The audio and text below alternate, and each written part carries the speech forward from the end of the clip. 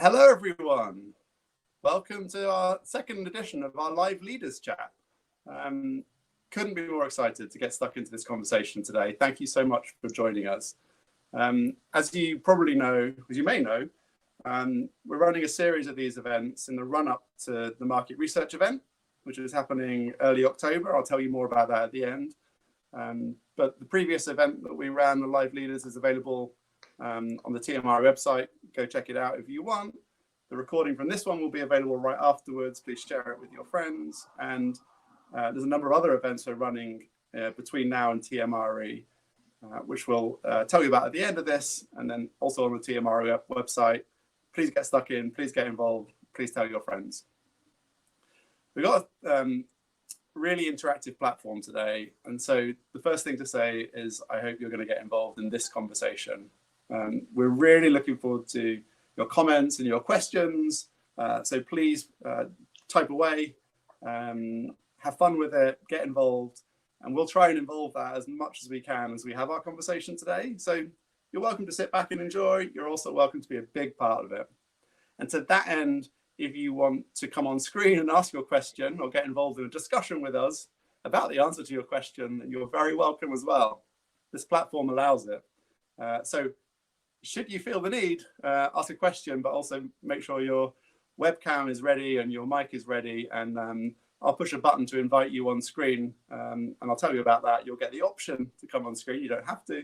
And we'd love to see your face. We'd love to talk to you. We'd love to hear your question in person and get involved in a discussion about that as well. So why don't we get stuck in then? Let's have this conversation. So in advance of the market research event, I was lucky to twist the arm of one of the keynote speakers from the first day of the event. So please welcome Ujwal Arkalgud, who's going to talk to us about how big data can do things that big data isn't usually understood to do. So welcome, thank you for joining us today. And would you tell us a bit about yourself and what it is that you do? Of course, thank you for having me. So I'm a cultural anthropologist and the co-founder and CEO of MotiveBase.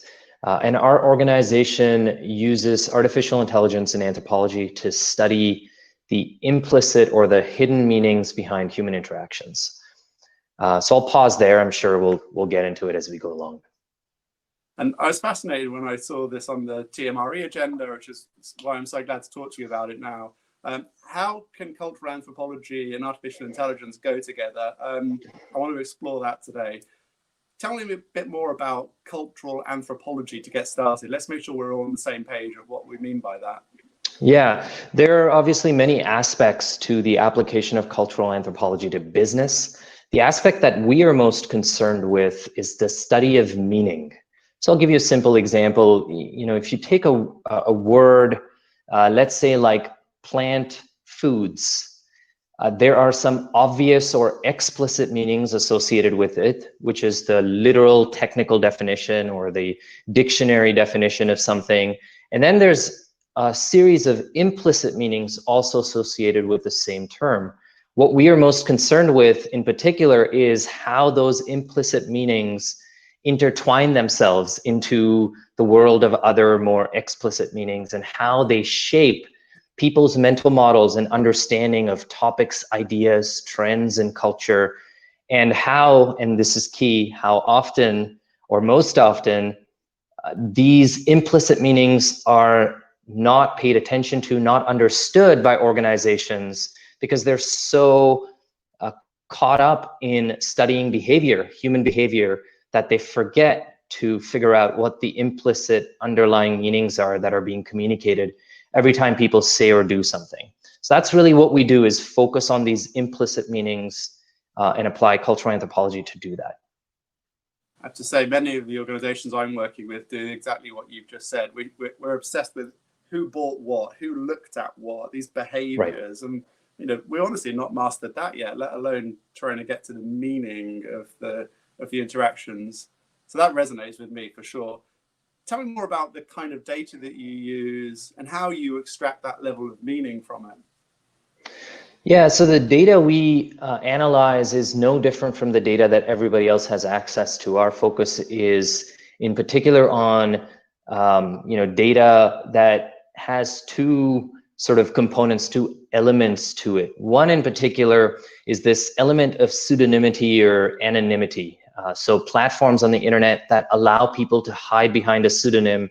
So not the Facebooks or the Instagrams of the world, but rather, platforms like forums where there are millions of consumers engaging, hiding behind pseudonyms. And the reason I say hiding is because it enables a brevity to the conversation. It allows people to really express who they are, express their value systems, belief systems, and feel like it's a safer place to have the arguments, a safer place to yell and scream at each other, but also a safer place to form deep relationships with other human beings. These are forums where people do everything from seek mental health support through to solve problems that they would be afraid to even talk to their therapist about, right? And these are the places we want to be in, because otherwise we just, there's no other way for us to truly get at the innate, implicit meanings that are inadvertently created in culture around topics. So that's really in terms of the data we scrape, it's a lot of publicly accessible data, and there's, obviously tens of millions of American consumers alone, but the same applies in the UK and many other countries. And they're engaging every single day, and they're engaging because they want to, not because we're asking them to. And it's all these conditions that play together to give us this rich data set that we just can't get through any other form of research. And as a cultural anthropologist, it's sort of a dream come true, if you will, in terms of being able to do this kind of work. And what would you say the balance is then when you've got the data set of machine learning, artificial intelligence interpretation, and then human interpretation? What role do they play? Yeah, great question. Oftentimes when we tell other anthropologists, other researchers about the work we do, the innate assumption I find, talk about implicit meanings, right? When you say AI to a researcher, the researcher assumes, oh, you're trying to replace me, right? And that's actually never been the focus for us as an organization. Our organization from day one has really looked at the role of artificial intelligence and big data as a way to improve and, in fact, give the human being certain superpowers, if you will, that they just can't otherwise have. So I'll give you a simple example. If I were to do an observational ethnography, and that's where I cut my teeth in observational ethnography back in the day. And I remember I did a project for 6 months long. I was hanging out with wildlife photographers, traveling with them, pretending to be one, taking copious amounts of notes. I had recordings, audio recordings. Imagine how can you rely on a human being's ability? And yes, I was working with a couple of other researchers, but how can you rely on a human being's ability to, go through hundreds of hours of recordings? I was about to say tapes, but recordings of interactions, collate them, structure them. It's impossible, right? The human mind is going to remember certain things that we are predisposed to remember. And the exciting part for us with technology was that we could actually remove some of these, I'm going to use the word bias, but some of these innate cognitive biases that it's unavoidable, but we could actually remove some of them and talk about superpowers. We could have the machine do a lot of the grunt work that anyway, as an anthropologist, I hated doing that. That was annoying. The best part about the job was the analysis part, the part where I could figure out the relationships and these innate connections and identify, implicit meanings that I knew would be major ahas when presented in front of a client. So that's what we focused on. So for us, AI does the purpose of collecting the data, understanding the meanings, the constellation of meanings. And I kind of use the analogy of the solar system, So if you're searching, let's say you're searching for sustainable apparel, and you want to do an ethnography on it, what our AI engine does is instantly tells me what the constellation of meaning is around sustainable apparel, kind of as if these meanings are the planets revolving around the sun. And it does it quantitatively by looking at these millions of data points. So then as a researcher, our job becomes to now play a language game to, in sort of a Wittgensteinian sense, play a language game where we're now exploring the meanings that consumers have inadvertently associated with sustainable apparel and the machine's already done the grunt work. So that's the exciting part for us in terms of the application of AI. It's giving anthropologists superpowers to be able to do the kind of work that we just couldn't imagine doing before. I love that notion of superpowers instead of replacing somebody. It's really, really powerful. You are going to claim, though, you've claimed a lot that that AI machines can outperform humans on some of these tasks. So first of all, right. I mean, tell us more about that. That seems like an incredible claim for many people, I'm sure. Yeah, and you know, I should clarify, outperform human beings on certain tasks that where the machine can do certain things really, really well, right? So the example I gave you of collecting the data, organizing it, structuring it, quantifying it, as a human being, it would take me months and months to wade through this amount of data. So 100% the machine can outperform me there. Similarly, we use machine intelligence to figure out and quantify the size of a culture. So we can size a prize. So if you say, you know, sustainable apparel, what does it really mean to people, and how many people is it relevant to, or how mature is the consumer's understanding of this topic? These are quantifications that our machine can do, the human being cannot do, at least not in 7 seconds, right? The human being may be able to do this. I mean, we've built the algorithms, of course, so clearly the human being built the machine, but the machine can do things with a speed and agility that I can't do as a human researcher. So those are the areas where the machine outperforms the human being. But the areas where the machine can't is to make sense of some of the thematic elements that of meaning, right? If I can see certain thematic elements of meaning, then I can group them together. I can build a narrative around it. I can understand how that relates to somebody's business. That's where the human anthropologist comes into play and can use their superpowers to do better work and faster and in a more agile manner. Really nice. And do you think that the boundary between what a computer's best at and a human's best at, do you see that changing over time? Yeah, it's definitely a moving boundary. Let me put it this way. When we started, the machine was doing about 5% of the interpretation. If I think about our interpretation journey, a machine was doing about 5%. Right now, the machine does about 60% of the interpretation. The last 40% is the high value add that our human anthropologists do, or we train our users to do if they have the experience. But that's a moving target, right? So yes, the machine is slowly improving its ability, but part of the reason it improves the ability, its own ability, is because it knows how the human being interacts with its data, right? So that is something that does change over time, 100%, but that is the goal. But again, it's not with the idea of trying to replace the human being, but with the idea of, if we can, the more tasks the machine can take on, the more we can push the human being's ability to then utilize that data. Nice. I want to get to Jason's question, which is really thoughtful. So surely AI is as good as the questions and parameters with which the human has programmed it. Ask the right questions and the speed and accuracy of AI will dwarf what humans could do in that same time. Ask bad questions and no amount of speed will deliver useful outputs. Is that true? Yes, I mean, yes, of course. Theoretically, that's true. In terms of what we do, it doesn't necessarily apply in the same sense, in the sense that our AI anthropologist has been built over a decade of research. We're not asking it any questions per se. Once the AI anthropologist understands how to interpret a data set, the AI engine is built. Obviously, it's improving constantly, but the AI engine is built. In terms of the way our user interacts with the AI engine, we're searching for the meanings around anything we input. So yes, if we input the wrong thing, or we input something that is misunderstood, the meanings we uncover from it will be less useful. And I'll give you a great example of this. You know, if you think about let's take ketogenic diets, right? The term keto diet is different from the term keto in meanings, even though just purely from a structure of language perspective, we might say they mean the same thing. They don't to the consumer. They're different cultures. Keto refers to just people going keto whenever they please and whenever they choose.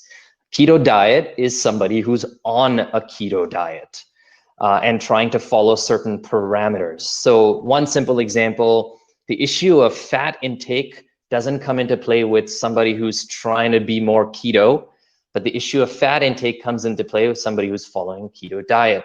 Just a simple example of the split there. But the cool thing about what we're doing is that even those splits are relevant, because if our client is trying to do something in the keto space, they need to understand that words have meanings, and a lot of these implicit meanings may not be obvious, but they lie under the surface. And if they don't understand them, they might say the wrong thing and imply the wrong thing in the marketplace. Which actually gets us to Amanda's second question here. So when we say AI engine, are we talking about natural language processing to understand the difference between keto and...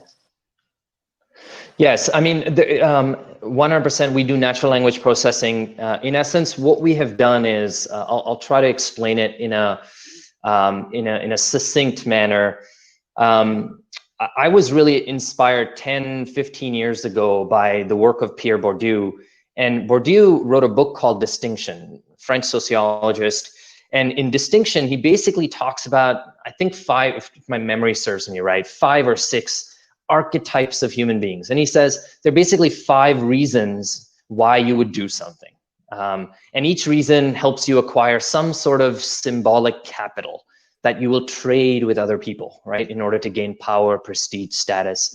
Theoretically, amazing framework.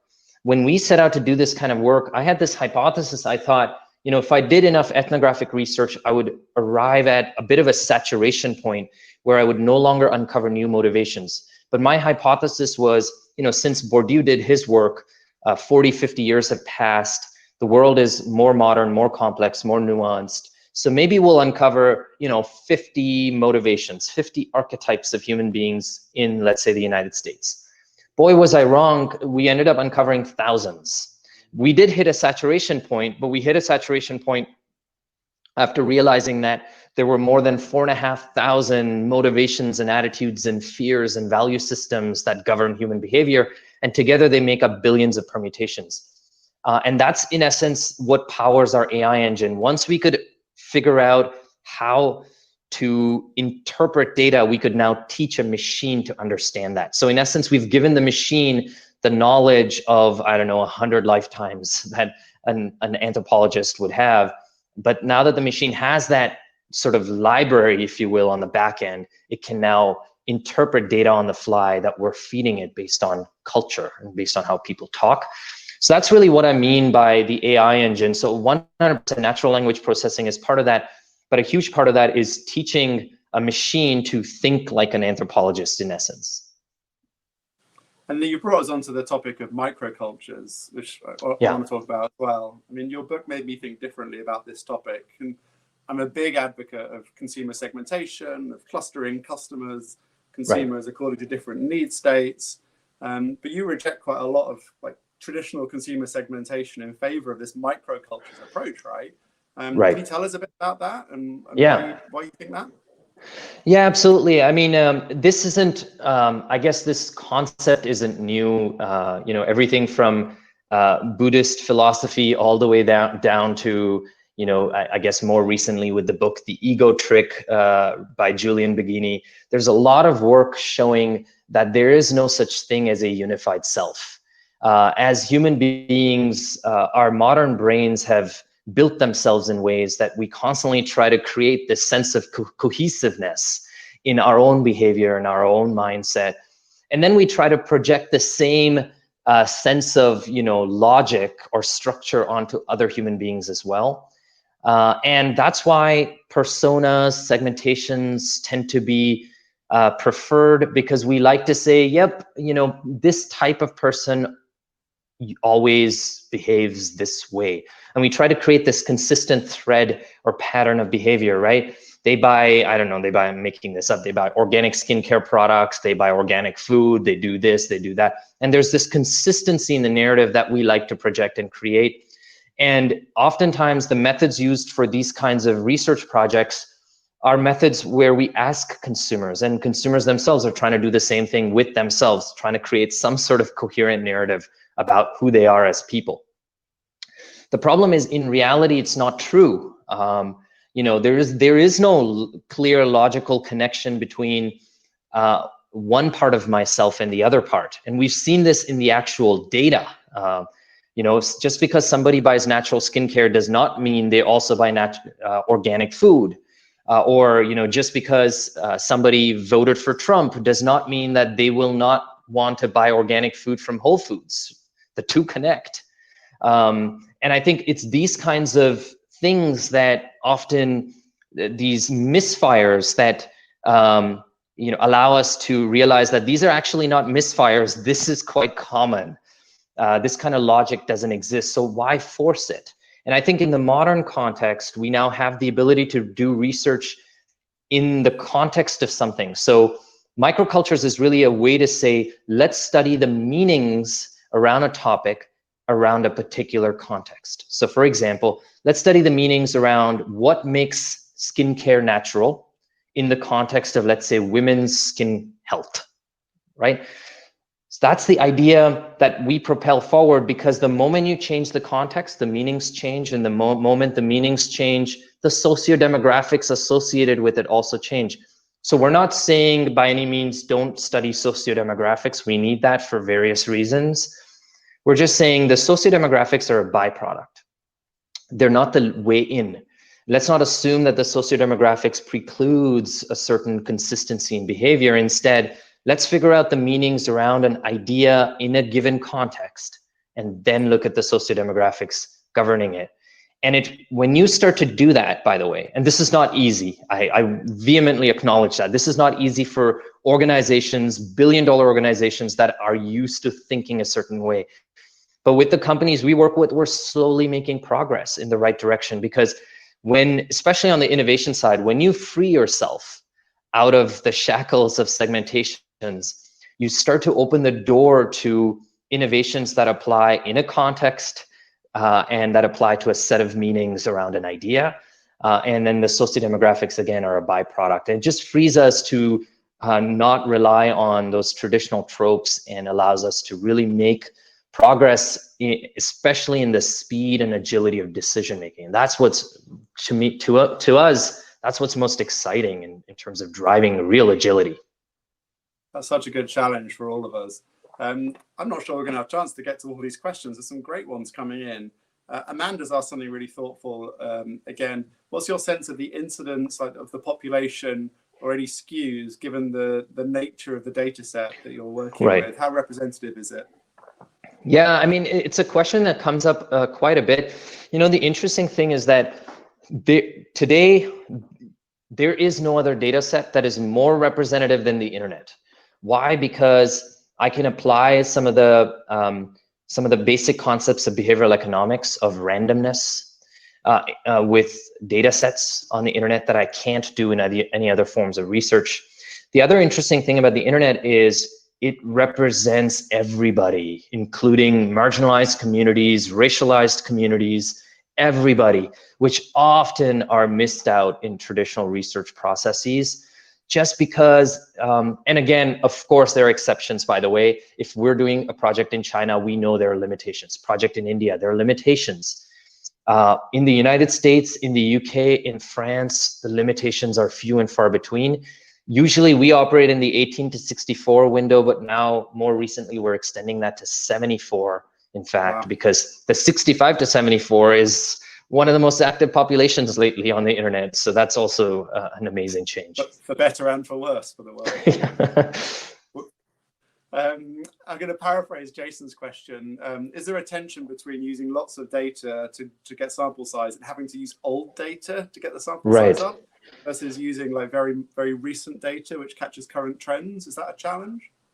Not really. We in the modeling we deal with about 4 years worth of data.